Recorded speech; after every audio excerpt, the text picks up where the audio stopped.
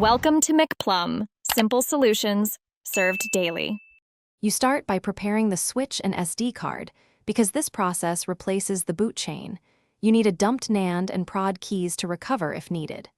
Once done, format an SD card XFAT, copy Atmosphere and the Android image matched to your firmware.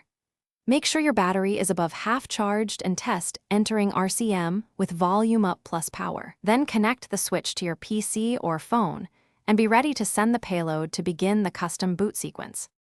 You now send the Hecate payload and use its menus to flash Fusion/boot partitions for Atmosphere. This prepares the switch to load unsigned images. Next, choose the installer option for the Android port you downloaded and flash the Android system, vendor, and boot images to the SD card partitions Hecate exposes.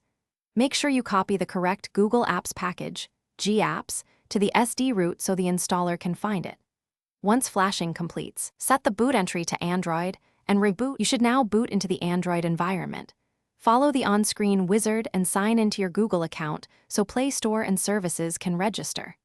If Play Store is missing, sideload the matching GApps package you placed on SD and reboot.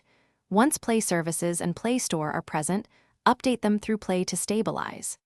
If something goes wrong, restore from your NAND backup using Hecate or Reflash Atmosphere. That single backup is the key recovery method if Android fails to boot.